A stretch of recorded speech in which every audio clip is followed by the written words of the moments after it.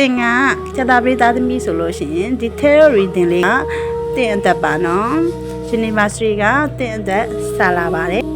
ပထမဆုံးအနေနဲ့ကျတာပရိသတ်သမီးတွေကဒီ1388ခုမြန်မာခုနှစ်1388ခုနှစ်မှာ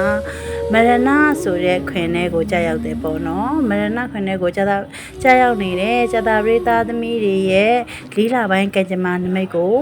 ကြည့်ရအောင်လေးလပိုင်းဆိုတဲ့ကာလမှာကျတာပရိသတ်သမီးတွေက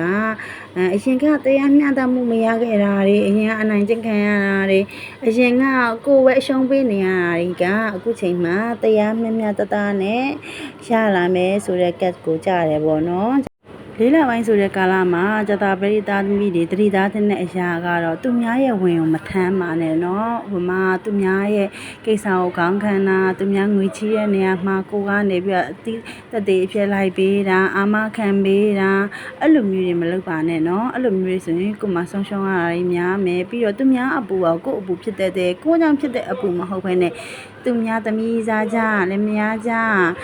နောက်ပွားလို့ရှင် relationship တွေကြအဲ့လိုမျိုးကြားတွေမှာဝင်ခဲ့တဲ့အတွက်ကြောင့်မလို့ကိုဟာပြဿနာတွေလိုက်ဖြေရှင်းနေရတာမျိုးမိသားစုကြားမှာလည်းဒီလိုပဲကိုကနေပြီးတော့ကြားထဲကနေပြီးတော့လိုက်ဖြေရှင်းနေတာလိုက်ပြီးကြားဝင်ပါပေးပြီးကိုကလှုပ်ပေးနေရင်တန်လန်းနဲ့ကိုပေါ့အဖြစ်ပုံချတာတွေအဲ့လိုဟာတွေကြုံရတဲ့စိတ်ဆင်းရဲနေရတတ်တယ်နော်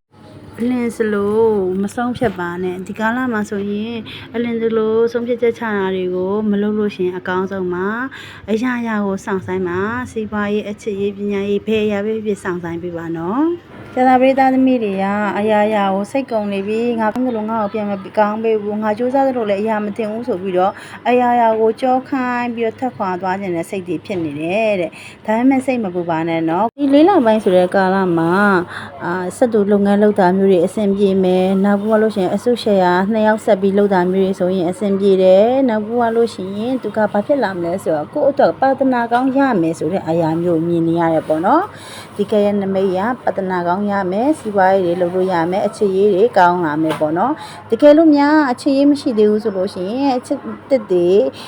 ဝင်လာတာမျိုးတွေရှိတယ်ဝင်လာတဲ့လူတွေကလည်းဝင်လာတဲ့အချစ်တစ်ကလည်းကိုယ့်ပုံမှာဂရုစိုက်မယ်